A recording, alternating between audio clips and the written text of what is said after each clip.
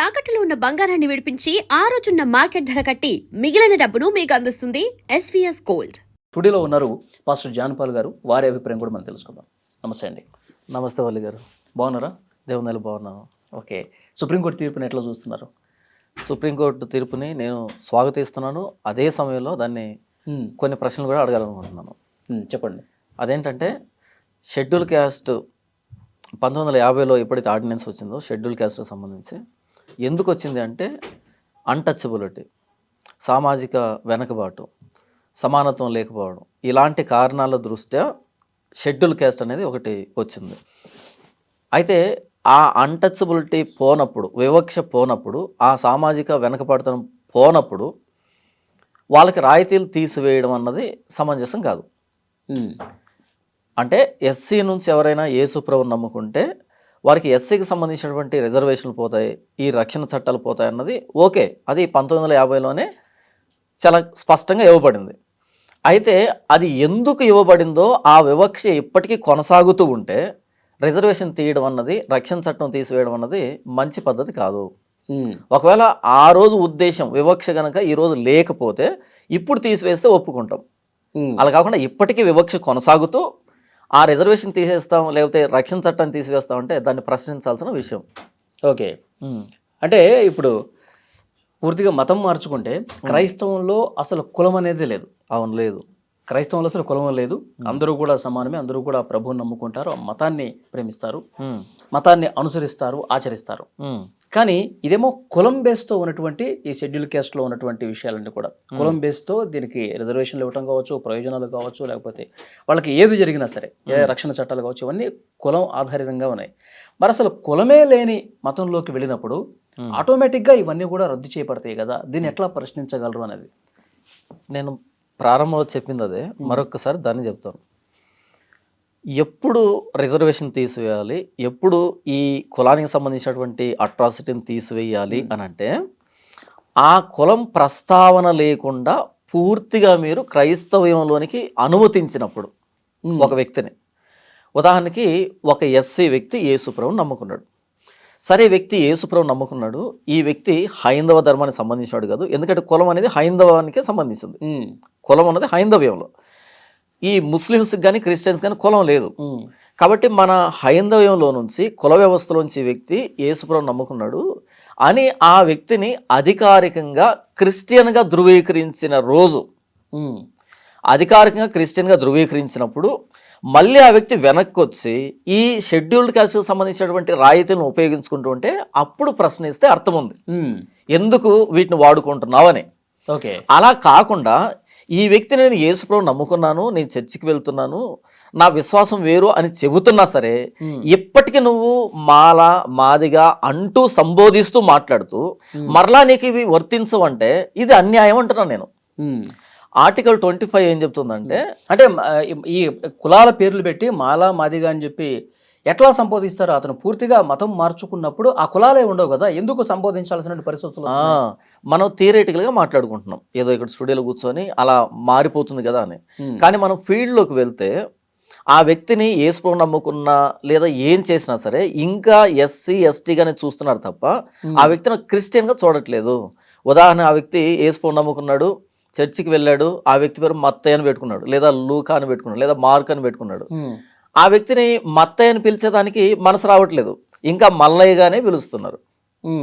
లేకపోతే మార్క్ అని పిలవట్లేదు, ఏ సుబ్బయ్యగా లేదా వెంకయ్యగానో పిలుస్తున్నారు. లేదా ఆ వ్యక్తిని సంబోధించేవాడు పలానా మాల అనో మాదిగానో సంబోధిస్తున్నారు తప్ప ఈ వ్యక్తి క్రిస్టియన్ అనేటువంటి ఆ గుర్తింపు రావట్లే. అలాంటప్పుడు, ఈ గుర్తింపు రానప్పుడు ఎందుకు ఆ రిజర్వేషన్ తీసివేస్తారు, ఎందుకు ఆ రక్షణ చట్టాన్ని తీసివేస్తారు, ఇది నా ప్రశ్న.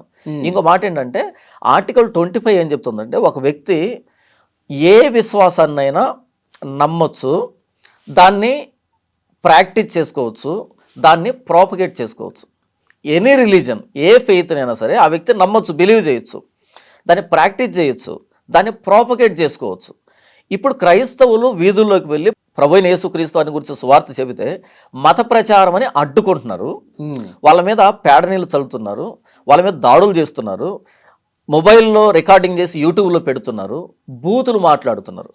మరి ఆర్టికల్ 25ని పాటించనప్పుడు వాళ్ళ మీద యాక్షన్ తీసుకోకుండా రాజ్యాంగం ఇచ్చినటువంటి హక్కును బట్టి ప్రోపగేట్ చేసుకోవడం, నా విశ్వాసాన్ని నేను ప్రోపగేట్ చేసుకుంటాను, నేను అంటే ప్రకటించే ఎవరు యాక్షన్ తీసుకోలేదు, ఇలాంటి ఘటనలు కూడా ఉన్నాయా? వస్తాను, అక్కడికి వస్తాను. అలా నేను ప్రోపగేట్ చేస్తున్నప్పుడు నాకు అడ్డు తగులుతూ నా ఫ్రీడమ్ ఆఫ్ రిలీజన్ని అభ్యంతరం కలిగజేస్తూ ఉన్నప్పుడు రానటువంటి చట్టాలు ఇప్పుడు ఎందుకు వచ్చాయి? అది నా ప్రశ్న. ఇప్పుడు ఎందుకని దీని గురించి మాట్లాడుతున్నారు? నేను ఏ విశ్వాసాన్నైనా విశ్వసించవచ్చు, నేను బిలీవ్ చేయొచ్చు, ప్రాక్టీస్ చేసుకోవచ్చు, ప్రాపగేట్ చేసుకోవచ్చు. కానీ మీరు యేసుప్రభువుని నమ్ముకుంటే దేశద్రోహులు అనేటట్టుగా మాట్లాడుతున్నారు. ఆర్టికల్ 25 ఏం చెప్తుంది? నేను ఏ విశ్వాసాన్నైనా నమ్మొచ్చు అని. కానీ యేసుప్రభువుని నమ్ముకుంటే దేశద్రోహులు అని మాట్లాడుతున్నారు. అలాంటి వారి మీద ఎందుకు చట్టాలు రావట్లేదు? నేను నా ప్రాక్టీస్ చేసుకుంటుంటే యేసుప్రభువుకు సంబంధించి చర్చిల మీద దాడులు జరుగుతున్నాయి, లేదా ప్రార్థన ఆలయాల మీద దాడులు జరుగుతున్నాయి, ఎందుకని దీని మీద చట్టాలు రావట్లేదు? నేను ప్రోపగేట్ చేసుకుంటున్నప్పుడు స్వేచ్ఛగా వీధుల్లోనికి వెళ్ళి యేసుప్రభువుని నమ్మండి అని చెప్తూ ఉన్నప్పుడు నా విశ్వాసాన్ని ఎందుకని అడ్డు తగులుతున్నారు? ఇలాంటి వాటి మీద ఎందుకు చట్టాలు రావట్లేదు?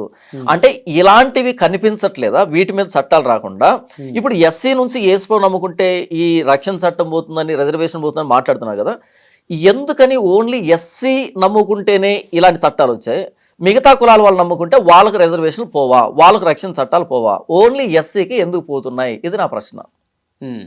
ఇప్పుడు మన భారతదేశం కులాలు ఉన్నాయి, అవును, 4 కేటగిరీస్ ఉన్నాయి. అలాంటప్పుడు ఒక ఎస్సీకే ఎందుకు పోతున్నాయి, మిగిలినటువంటి కులాల వాళ్ళకి ఎందుకు పోవట్లేదు? ఇది నా ప్రశ్న. ఓకే, మిగతా వాళ్ళు రిజర్వేషన్లు ఉంటే అవి ఎందుకు పోవట్లేదు, ఒక ఎస్సీకే ఎందుకు పోతుంది? ఓసీ, బీసీలు ఉన్నారు, నెక్స్ట్ ఈ ఎస్సీలు ఉన్నారు, వీళ్ళందరికీ పోనటువంటిది ఎందుకని ఎస్సీకే పోతుంది? అది నా ప్రశ్న. ఎందుకు ఎస్సీ గురించే టాపిక్ వస్తుంది ఇక్కడ? ఓకే, భారతదేశం లోపల ఎవరైనా సరే, ఏ కులమైనా, ఏ ప్రాంతమైనా, ఏ మతమైనా, ఎవరైనా సరే యేసుప్రభు నమ్ముకున్నప్పుడు ఒకే పేరుతో కదా పిలువబడాలి. ఒకే యేసుప్రభు నమ్ముకున్నప్పుడు, ఒకే బైబిల్ పాటిస్తున్నప్పుడు, ఒకే చర్చికి వెళ్తున్నప్పుడు ఒకటే పేరుతో కదా పిలువబడాలి. అలా కాకుండా ఎందుకని ఎస్సీ నుంచి మారినటువంటి వ్యక్తులకి ఒక పేరు ఇచ్చి, ఎందుకని ఓసీ నుంచి మారినటువంటి వ్యక్తులకి ఇంకొక పేరు ఇచ్చి, ఎందుకని ఎస్టీ నుంచి మారినటువంటి వ్యక్తులు ఇంకొక పేరు ఇచ్చి, ఎందుకని రకరకాల పేర్లతో పిలువబడుతున్నారు, రకరకాల రాయితీలు ఎందుకు ఇవ్వబడుతున్నాయి? ఎందుకని ఎస్టీ వ్యక్తి యేసుప్రభువుని నమ్ముకుంటే రిజర్వేషన్లు పోవట్లేదు, ఎందుకు ఎస్సీ వ్యక్తి మారినప్పుడే పోతున్నాయి?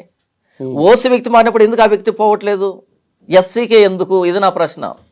ఓకే, ఇప్పుడు ఓసీకి రిజర్వేషన్లు ఎక్కడ ఉన్నాయండి? ఫలాలు, వాళ్ళ ప్రయోజనాలు ఏం లేవు కదా? ఉన్నాయి, వాళ్ళకి ఈడబ్ల్యూఎస్ ఏదో ఒకటి ఉంది. ఇప్పుడు బీసీలు అంటే వాళ్ళకి ఏబిసిడి వర్గీకరణ అది ఉంది కాబట్టి బీసీలకు సంబంధించినటువంటి ఫలాలు అందుతున్నాయని చెప్పి అంటారు. ఇప్పుడు ఈ సుప్రీంకోర్టు తీర్పుని ఎస్సీలతో పాటు బీసీలకు కూడా అనుభవించే పరిస్థితి ఉంటుందేమో. ఎందుకంటే ఇప్పుడు దీని మీద కోర్టుకు వెళ్ళారు కాబట్టి, సో దీనికి సంబంధించి తీర్పు వచ్చింది, ఇక అన్నింటికీ వర్తిస్తుంది అని చెప్పొచ్చు. ఎందుకంటే క్రైస్తవంలో కులం అనేదే లేదు కాబట్టి, ఇక్కడ కుల ప్రాతిపదికన వీళ్ళకి ఈ రక్షణ చట్టాలు వచ్చినాయి కాబట్టి ఇది క్యాన్సిల్ అవుతుందని చెప్పారు. సో అట్లాగే ఇది పర్టికులర్గా ఈ కేసుకు సంబంధించి ఎస్సీ ఉంది కాబట్టి తీర్పు అట్లా వచ్చింది అనుకుంటున్నాను నేను. ఓకే, వల్లి గారు, మీకు అంటే ఒక పాస్ట్ ఏం జరిగిందో చెప్తాను. ఈ తీర్పు నిన్నో మొన్నో వచ్చింది కాదు, ఇది 1950 నుంచి అమల్లో ఉండేటువంటి విషయం ఇది. అయితే మొన్నటికి మొన్న గుంటూరులో ఒక వ్యక్తి, చింతాడ ఆనంద్ అనేటువంటి ఒక పాస్టర్గా పిలువబడుతున్నటువంటి ఒక మూర్ఖుడు ఏం చేశాడు అంటే, ఏదో ఒక గొడవ జరిగితే పోలీస్ స్టేషన్కి వెళ్ళి ఎస్సీ ఎస్టీ అట్రాసిటీ కేసు పెట్టాడు. ఆ వ్యక్తి పాస్టర్ యేసును ప్రకటిస్తున్నాడు. అతన్ని దూషించారని కేసులోనో, అతను దూషించారనో ఏదో మొత్తానికి వెళ్ళి కేసు పెట్టాడు. ఆ కేసు ఏమైనా పెట్టాలి? పాస్టర్ నేను నా మీద దాడి జరిగిందని కేసు పెట్టకుండా ఎస్సీ ఎస్టీ అట్రాసిటీ కేసు పెట్టాడు. అప్పుడు వాళ్ళు అడిగారు, నువ్వు ఎస్సీ ఎస్టీ అట్రాసిటీ కేసు కిందకి ఎందుకు వస్తావు?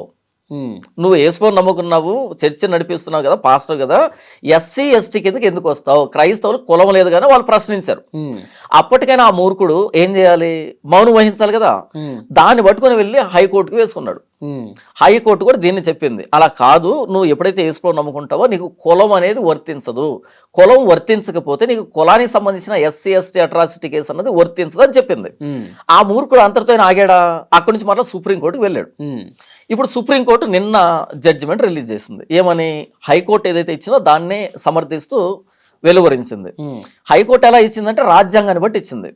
అది 1950లో వచ్చినటువంటి ఆర్డినెన్స్ ప్రకారంగా ఈ షెడ్యూల్డ్ క్యాస్ట్ కి సంబంధించిన వాళ్ళకు ఉండేటువంటి హక్కులు ఏవైతే ఉన్నాయో యేసుప్రభువుని నమ్ముకుంటే పోతాయి. ఎందుకు పోతాయి అంటే, వాళ్ళకి క్రిస్టియన్స్ కులాలు ఉండవు, ముస్లిమ్స్ కులాలు ఉండవు, 1950లో ఈ ఎస్సీ ఎస్టీలకు ఏవైతే ఉన్నాయో 1956లో సిక్కులు దాని కిందకు వచ్చారు. తర్వాత 1990లో బౌద్ధులు కూడా చేర్చారు, అందులో దానికి అన్వయించారు. కానీ ముస్లిమ్స్కి క్రిస్టియన్స్కి అది అప్లై అవ్వదు, ఎందుకంటే ముస్లిమ్స్లోను క్రిస్టియన్స్లోను కులాలు లేవు కాబట్టి. ఈ ఎస్సీకి సంబంధించిన వ్యక్తి, ఈ చింతాడ ఆనంద్ అనేటువంటి ఈ పాస్టరు, ఈ వ్యక్తి ఎప్పుడైతే ఎస్సీ ఎస్టీ పెట్టాడో అసలు ఆ వ్యక్తికి వర్తించదు కదా, కులం అనేది వర్తించదు కదా. అలా ఆ వ్యక్తి మూర్ఖత్వాన్ని బట్టి ఈరోజు క్రైస్తవ సమాజంలో ఎక్కువ శాతం మంది మీద పడినటువంటి ప్రభావం ఇది. ఇది నిన్న మొన్న వచ్చిన తీర్పు కాదు, 1950 నుంచి ఉన్నటువంటి విషయం ఇది. అయితే మొన్న ఈ వ్యక్తి చేసిన మూర్ఖ పనికి ఇది వెలుగులోకి వచ్చింది. ఓకే, అతను చేసింది మూర్ఖ పని అంటున్నారు కాబట్టి సుప్రీంకోర్టు తీర్పుని మీరు యాక్సెప్ట్ చేస్తా ఉన్నారు. నేను యాక్సెప్ట్ చేస్తున్నాను, దీన్ని నేను స్వాగతిస్తున్నాను. ఇది అందరికి విస్తృతంగా తెలియాలని కూడా కోరుకుంటున్నాను. అయితే ఇక్కడ ఇంకొక లొసుగు ఏంటంటే, వివక్షను బట్టి ఎస్సీ షెడ్యూల్డ్ క్యాస్ట్ అనేది ఫామ్ అయింది. వివక్ష, అన్టచబిలిటీని బట్టి. ఓకే, ఆ అన్టచబిలిటీ పోలేదు అంటే ఇంకా ఎస్సీకి సంబంధించిన వ్యక్తులుగానే ఉన్నారు అనేది ఇంకా ఉంది. ఎలా ఉందో ఎక్స్ప్లెయిన్ చేస్తాను మీకు. ఇప్పుడు ఒక ఎస్సీ అప్పటి పరిస్థితులు ఇంకా బలమైంది, అది విస్తృతమైంది అని అనుకుంటున్నాను. కాకపోతే రూపం మార్చుకుంది, అది ఎలాగో నేను ఎక్స్ప్లెయిన్ చేస్తాను. ఉదాహరణకి ఒక ఎస్సీ వ్యక్తి ఇప్పుడు ఎంఆర్ ఆఫీస్కి వెళ్ళి, నేను యేసుప్రభుని నమ్ముకున్నాను, నేను బాప్తీసం తీసుకున్నాను, చర్చికి వెళ్తున్నాను, నేను క్రిస్టియన్ని అన్న సర్టిఫికెట్ ఇవ్వండి, ఈ కులంలో నుంచి ఎస్సీ కులం నుంచి నాకు విడుదల ఇవ్వండి అని అర్జీ పెట్టుకున్నప్పుడు, అప్లికేషన్ పెట్టుకున్నప్పుడు వాళ్ళు ఏమని సర్టిఫికెట్ ఇస్తున్నారు అంటే, క్యాస్ట్ అనే దగ్గర scheduled caste converted to Christianity అని వ్రాసి బ్రాకెట్లో బీసీసీ అని రాస్తున్నారు. బీసీసీ అని రాస్తున్నారు. లేదా కొన్నిట్లో ఏం రాస్తున్నారు అంటే, మాలా క్యాస్ట్ కన్వర్టెడ్ టు క్రిస్టియానిటీ అని వ్రాసి బ్రాకెట్లో బీసీసీ వ్రాస్తున్నారు. ఇప్పుడు షెడ్యూల్డ్ క్యాస్ట్ లేదా మాలా అని మెన్షన్ ఎందుకు చేస్తున్నాం అక్కడ? జస్ట్ బీసీసీ అని రాయొచ్చు కదా, లేకపోతే క్రిస్టియన్ అని రాయొచ్చు కదా, లేకపోతే ఇండియన్ క్రిస్టియన్ అని రాయొచ్చు కదా, లేదా ఇంకేదైనా పదం పెట్టచ్చు కదా, డైరెక్ట్గా అది పెట్టచ్చు కదా. అలా కాకుండా scheduled caste converted to Christianity అని ఎందుకు రాస్తున్నావు అంటే, మూలం పోలేదు కదా, ఇంకా మూలాన్ని పదే చూపెడుతున్నావు కదా. మూలాన్ని పదే చూపెడుతున్నప్పుడు దానికి సంబంధించిన మీరు అందులో నుంచి కన్వర్ట్ అయ్యారు అని చెప్పి తెలియాలి కదా మీకు. అఫీషియల్ గా మీకు చాలా మందికి వచ్చే ప్రశ్న, మంచి ప్రశ్న. ఇప్పుడు నేను మిమ్మల్ని ప్రశ్న అడుగుతాను, సమాధానం చెప్పండి. ఇప్పుడు నేను వేసుకున్న షర్ట్ ఏ కలరు? White colour. ఇదేనా ఆన్సర్? ఇంకేమైనా ఉందా? ఇంకేమైనా చెప్పగలరా? అంతే, ఇంతమించి ఏం చెప్పలేరా? అలా కాకుండా మీరు బ్లాక్ షర్ట్ తీసివేసి వైట్ షర్ట్ వేసుకున్నారా, ఎందుకు చెప్పలేదు మీరు? మీరు బ్లాక్ షర్ట్ వేసుకున్నది నాకు తెలియదు కదా. అలా కాదు, దీనికంటే ముందు ఏదో కలర్ విప్పేసి ఉంటా కదా. నేను అడిగిన ప్రశ్న అంటే ఇది ఏ కలర్ అని అడిగాను. అవును, ఇది వైట్ అన్నది తెలివైనటువంటి సమాధానం. అలా కాకుండా దీనికి ముందు తెలివైనది కాదు, అందరూ మీరు కలర్ ఏంటి అనేది కనిపిస్తుంది కదా. అది అవును, కనిపించేది ఇదే. సో ఏంటంటే వైట్ షర్ట్ అని చెప్పాలి అంతే. అంతేగాని దీనికి ముందు ఏ షర్ట్ వేసుకున్నా అన్నది అనవసరం. నేను అడిగింది అంటే ఇదేంటి, ఈ కలర్ ఏంటి అని అడిగాను. అలాగే ఇప్పుడు ఈ వ్యక్తి క్యాస్ట్ ఏంటి అన్నప్పుడు పలానా క్యాస్ట్ అయిపోయింది. అంతేగాని షెడ్యూల్డ్ క్యాస్ట్ నుంచి ఇలా వచ్చాడన్నప్పుడు ఆ వాసన పోలేదే, అది పోలేదు కదా. అది పోనప్పుడు దానికి సంబంధించిన రాయితీలు ఎందుకు పోతాయి అది అడుగుతున్నాను నేను. పూర్తిగా రిలీజ్ అయ్యి అక్కడ నుంచి. క్రిస్టియన్స్కి కులాలు లేవు, ఓకే, ముస్లిమ్స్ కులాలు లేవు. అంటే మీరు కన్వర్ట్ అయ్యారు అని చెప్పాల్సినటువంటి బాధ్యత కూడా అధికారులు ఎందుకు చెప్తున్నావు అంటున్నా. భారతదేశంలో ఉన్నాము అంటే భారతదేశంలో బై బర్త్ క్రిస్టియన్స్ ఎవరు లేరు. భారతదేశం అన్నది ఇప్పుడు క్రిస్టియానిటీ పుట్టింది యెరూషలేంలో పుట్టింది, అది జెరూసలేంలో పుట్టింది. మిగతా ప్రపంచానికి అది కొత్తది. కాబట్టి ఇక ఏ దేశంలో క్రిస్టియన్స్ ఉన్నా వాళ్ళు కన్వర్ట్ అయిన వాళ్ళే ఉంటారు తప్ప బై బోర్న్ క్రిస్టియన్స్ ఉండరు. బై బోర్న్ క్రిస్టియన్స్ అయితే ఇప్పుడు మేము ఎస్సీకి సంబంధించి రిజర్వేషన్ కావాలి, అట్రాసిటీ కావాలని కోరుకునే దాంట్లో మీనింగ్ లేదు. ఎందుకంటే బై బోర్న్ క్రిస్టియన్ కాబట్టి. కన్వర్ట్ అయ్యాం కాబట్టే ఇప్పుడు గొడవ వచ్చింది ఇక్కడ. బై బోర్న్ అయితే కనుక ఎస్సీ అని ఎందుకు అన్వయించుకోం కదా. ఓకే, కాబట్టి ఇక్కడ ఆ పదాన్ని ఎందుకు పెడుతున్నావు అది నా ప్రశ్న. ఆ పదాన్ని పెడుతున్నావు అంటే మూలాన్ని ఇంకా నిలవబెట్టావు. మూలాన్ని పెట్టినప్పుడు అంటే అట్లా ఎందుకు అనుకోవాలి? అసలు ఎంతమంది ఎస్సీలు పూర్తిగా తమ మతాన్ని మార్చుకుంటున్నారు అనే లెక్కలో భాగంగా ఒక అఫీషియల్ గణాంకాల కోసం ప్రభుత్వం చేస్తుంది అనుకోవచ్చు కదా. ఎందుకు చేయాలంటున్నాను. అక్కడేంటి క్యాస్ట్ ఏంటి లేదా రిలీజన్ ఏంటి అంతే ఆప్షన్. దానికి బీసీసీ అనే రాయి, లేకపోతే ఇండియన్ క్రిస్టియన్ అనైనా రాయి, లేకపోతే క్రిస్టియన్ అనైనా రాయి, అంతేగాని ఓకే. అంతకు ముందు ఎక్కడున్నాడన్నది ఎందుకు రాస్తున్నావు, లేదా మిగిలిన వాళ్ళకి ఎందుకు అది రాయట్లేదు? మిగిలిన కులాలకు సంబంధించి భారతదేశంలో అనేక మంది మారుతున్నారు కదా, వాళ్ళని ఎందుకు మెన్షన్ చేయట్లేదు, ఓన్లీ ఎస్సీని ఎందుకు మెన్షన్ చేస్తున్నావు? అంటే బీసీ కులం వివక్ష. ఇప్పుడు ఫర్ ఎగ్జాంపుల్ బీసీ కులానికి సంబంధించిన ఒక గౌడ సామాజిక వర్గానికి సంబంధించిన వ్యక్తి యేసు ప్రభు నమ్ముకొని క్రిస్టియానిటీలోకి వెళ్ళారనుకోండి, అవును, అతను ఇప్పుడు మీరు అంటున్నట్టు ఇక్కడ మీ కులాన్ని ప్రస్తావించినట్టుగా వాళ్ళు గౌడ అని చెప్పి ప్రస్తావించట్లేదా? వీళ్ళు ఇప్పుడు పూర్తిగా క్రిస్టియన్లోకి మారిపోయారని చెప్పి వాళ్ళు వాళ్ళకి ఇస్తున్న సర్టిఫికేట్లో పెట్టట్లేదా? నేను వాళ్ళ సర్టిఫికేట్ చూడలేదు. ఇప్పుడు తెర మీదకి వచ్చింది షెడ్యూల్డ్ క్యాస్ట్ సంబంధించి. ఎందుకు ఓన్లీ షెడ్యూల్ క్యాస్టే? వీళ్ళకి ఎందుకు రిజర్వేషన్ పోతాయి, మిగతా వాళ్ళకి ఎందుకు పోవు? అది నా ప్రశ్న. ఎందుకు వీళ్ళ గురించి మాట్లాడుతున్నారు, అది నా ప్రశ్న. ఇకపోతే ఆర్టికల్ 25ని అమలు చేయకుండా, అంటే పూర్తి స్థాయిలో దానికి ఎలాంటి అభ్యంతరం లేకుండా, ఆటంకం లేకుండా దాన్ని అమలు చేయకుండా చర్చిల మీద దాడులు జరుగుతున్నప్పుడు, లేదా బైబిల్ మీద దాడులు జరుగుతున్నప్పుడు, క్రైస్తవుల మీద దాడులు జరుగుతున్నప్పుడు, క్రీస్తును బహిరంగంగా దూషిస్తూ ఉన్నప్పుడు ఆర్టికల్ 25 అనేది అభ్యంతరపరచబడుతుంది కదా. అక్కడ ప్రశ్నించకుండా, అక్కడ చట్టాలు తీసుకొని రాకుండా ఎందుకని ఇప్పుడు ఎస్సీ నుంచి యేసుప్రభుని నమ్ముకుంటే అని ఇది అర్జెంటుగా తీసుకుని రావాల్సిన అవసరం ఏంటి తెర మీదకి? ఇకపోతే ఏ వ్యక్తి అయినా సరే యేసుప్రభుని నమ్ముకుంటున్నా అని చెప్పినప్పుడు 10-15 రోజుల్లో ఈ వ్యక్తి క్రిస్టియన్ అనేటువంటి సర్టిఫికెట్ ఇవ్వగలుగుతున్నారా? ఈ ఫీల్డ్ మీద వెళ్తే మనం ఇవ్వట్లేదు అందరికీ. కాబట్టి ఒక చట్టాన్ని తీసుకుని రావాలి, లేదా ఒక అవేర్నెస్ క్రియేట్ కావాలి. అదేంటంటే ఎవరైనా యేసు ప్రభుని బహిరంగంగా అంగీకరించినప్పుడు వాళ్ళకి 10-15 రోజుల్లో క్రిస్టియన్ అనే సర్టిఫికెట్ వచ్చిన రోజు, లేదా క్రిస్టియన్స్ స్వేచ్ఛగా క్రీస్తును ఆరాధించగలిగినప్పుడు, వాళ్ళ దేవాలయాలపైన చర్చిలపైన దాడులు ఆగిపోయినప్పుడు, వాళ్ళ సమాజంలోకి వెళ్ళి సువార్త ప్రకటిస్తున్నప్పుడు ఎలాంటి దాడి లేకుండా శాంతియుతంగా వాళ్ళ మతాన్ని వాళ్ళు ప్రోపగేట్ చేసుకునేటువంటి పరిస్థితులు కల్పించినప్పుడు అప్పుడు ఇప్పుడు దాడులు జరుగుతున్నాయండి. చర్చిల మీద దాడులు జరగడం, యేసుప్రభు నమ్ముకున్న రోడ్ల మీద దాడి చేయడం, వాళ్ళు ప్రశాంతంగా వాళ్ళ ప్రార్థనలు చేసుకోలేకపోవటం, ఇవన్నీ జరుగుతున్నాయా ఇప్పుడు? అంటే మీరు చూడట్లేదా న్యూస్? చూడట్లేదు. మన ట్యాంక్ బండి మీద బైబుల్ కాల్చింది కానీ, ఈ మధ్య బైబుల్ కాల్చినటువంటి సందర్భాలు కానీ, చర్చలు పగలగొడుతున్న సందర్భాలు కానీ బహిరంగంగా ఇలా చూస్తున్నాం కదా. అంతెందుకు ఇప్పుడు సోషల్ మీడియా ఓపెన్ చేస్తే యేసుప్రభుని బండబూతులు తిడుతున్నటువంటి ఛానల్స్ లేవా? యేసుప్రభుని కానీ క్రైస్తవులు కానీ బండబూతులు మాట్లాడుతున్నటువంటి ఛానల్స్ మీకు కనిపించట్లేదు? అసలు క్రైస్తవాన్ని తిట్టడమే కదా ఏమంటారు దేశభక్తి అంటే. ఈరోజు క్రైస్తవుల్ని ముస్లిమ్స్ని తిట్టడమే కదా దేశభక్తి అంటే. రోజు అంటే చట్ట ప్రకారంగా వాళ్ళకి క్రిమినల్ కేసులు పెడతారు. వాళ్ళు ఎవరు పెడుతున్నారు, ఎక్కడ పెడుతున్నారు? సవ్యంగా జరగట్లేదు. ఎక్కడ జరుగుతున్నాయి? జరిగితే ఎందుకు వాళ్ళు మాట్లాడుతున్నారు ఇంకా?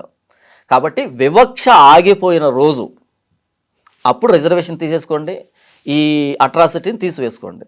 ఇంకా అదే పేరుతో పిలుస్తూ, ఇంకా అదే వ్యవస్థలో కట్టేస్తూ, ఇంకా అదే పదాన్ని సర్టిఫికెట్లో కూడా పెడుతూ దానికి వచ్చేటువంటి బెనిఫిట్లు తీయడం అనేది అది సర్టిఫికెట్లో ప్రీవియస్ ఏంటనేది పెట్టకపోతే మీకు ఓకే. ఎందుకంటే ప్యూర్ క్రిస్టియన్ గుర్తించావు. కానీ ప్యూర్ క్రిస్టియన్ గా మార్పు చెంది ఇంకా బ్యాక్ డోర్ నుంచి ఫలాలు పొందుతున్న వాళ్ళు ఎంతమంది లేరు? అప్పుడు ఆప్షన్ ఉండదు.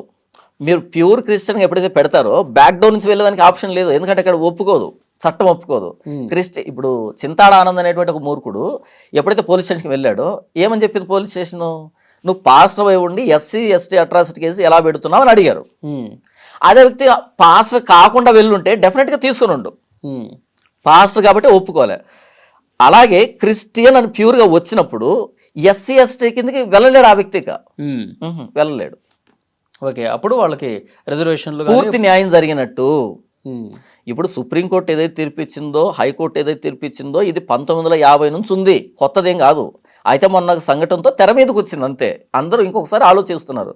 అయితే నేనేమంటున్నాను అంటే ఆర్టికల్ 25కి భంగం కలుగుతుంది.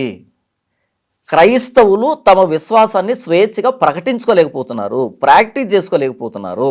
లేదా ఎవరైనా ఒక వ్యక్తి కొత్తగా యేసుని నమ్ముకోవాలంటే భయపడాల్సిన పరిస్థితి వస్తుంది. మరి ఆర్టికల్ 25 ఫస్ట్ అమలు చేయండి, దానికి ఎలాంటి విఘాతం కలగకుండా చూడండి. అలా చూసి ఇప్పుడు ఎస్సీ నుంచి ఎవరైతే యేసుని నమ్ముకున్నారో వీళ్ళకి వివక్ష లేకుండా చేసి అటు తర్వాత వీళ్ళు కనుక ఎస్సీ ఎస్టీకి సంబంధించిన బెనిఫిట్ల కోసం ప్రయత్న పడితే అప్పుడు వీళ్ళ మీద యాక్షన్ తీసుకోండి, అది నేను మాట్లాడుతున్నా. ఇప్పుడు ఎస్సీగా ఉన్నవాళ్ళు సరే, ఇప్పుడు ఎస్సీగా ఉన్నవాళ్ళు క్రిస్టియన్లోకి మారే ఆలోచన ఇప్పుడు చేసే అవకాశం ఉందా, ఏమైనా తగ్గే అవకాశం ఉందంటారా సుప్రీంకోర్టు తీర్పు తర్వాత? Okay, very good. యేసుప్రభుని నమ్మడం అన్నది ఈ చట్టాలకు సంబంధించింది, సర్టిఫికేట్లకు సంబంధించింది కాదు, రిజర్వేషన్లకు సంబంధించింది, అసలు రక్షణ కాదు. చట్టాలకు సంబంధించింది కాదు. ఇది కేవలం ఫెయిత్, అది విశ్వాసం. అది Yes.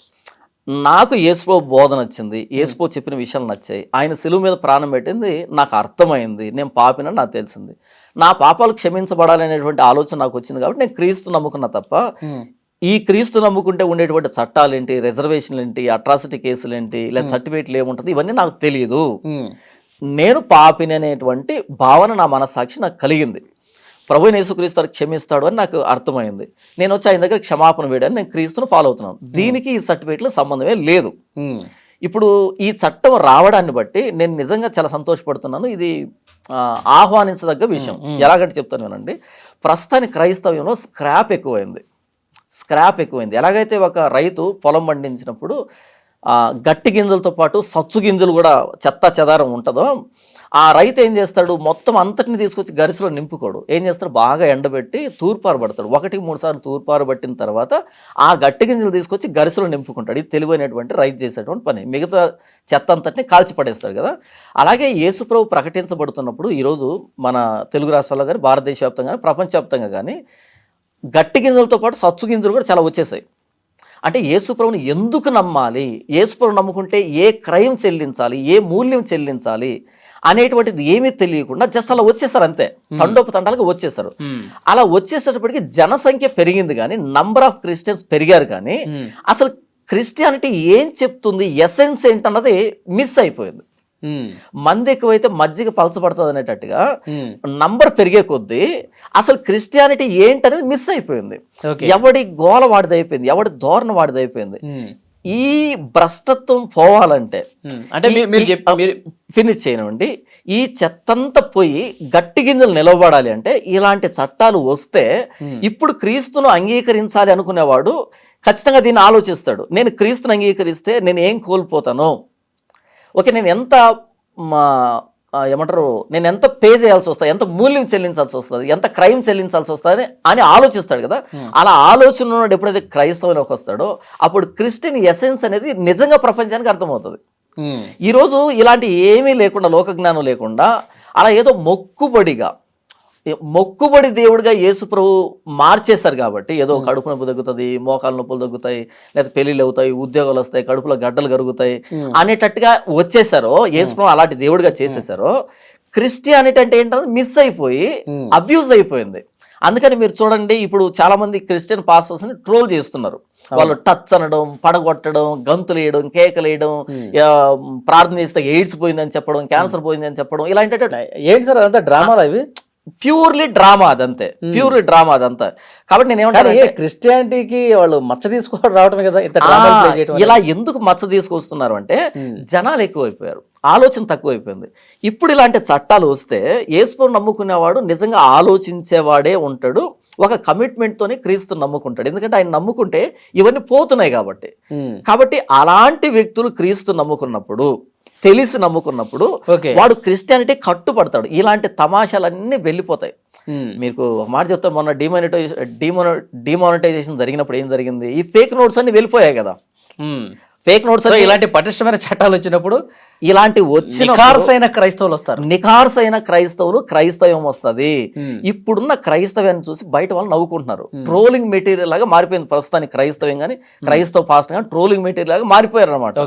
అయితే ఇలాంటి చట్టాలు రావడాన్ని బట్టి పటిష్టమైనటువంటి క్రైస్తవ్యం, క్రిస్టియన్ ఎసెన్స్ అనేది ప్రపంచానికి అర్థమవుతుంది. అంటే నిజమైన క్రైస్తవ మతంలోకి రావాలనుకున్నాడు, నిజంగా యేసు పట్ల ప్రేమ, ఆ భావన కలిగిన వాడి ఆలోచన ఎట్లా ఉండాలంటే, నాకు రిజర్వేషన్లు అవసరం లేదు, నాకు నా పిల్లలకు సంబంధించి ఎలాంటి రిజర్వేషన్లు కావచ్చు, ఎలాంటి రక్షణ చట్టాలు కావచ్చు, నాకు ఇవేమీ అవసరం లేదు, నాకు యేసే ముఖ్యం అనుకున్న వాడు మాత్రమే మతంలోకి వస్తాడు. కాబట్టి వాళ్ళ క్రిస్టియానిటీ అనేది రియల్ క్రిస్టియానిటీ, జెన్యూన్ క్రిస్టియానిటీ ఉంటుంది అన్నది నా ఉద్దేశం. ఇక్కడ ఇంకో మాట చెప్తాను మీకు. మీరు ఏమన్నారు అంటే, నేను యేసుప్రభుని నమ్ముకున్నాను కాబట్టి నాకు రిజర్వేషన్ వద్దు, అది కాదు.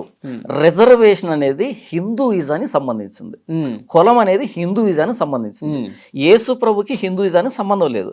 కాబట్టి ఇక్కడ నుంచి నువ్వు ఎప్పుడైతే ఇటు వచ్చావో ఇక్కడ వచ్చే బెనిఫిట్ నువ్వు తీసుకోకూడదు. ఎందుకు తీసుకోకూడదు? మీకు ఒక మాట చెప్తాను వల్లి గారు.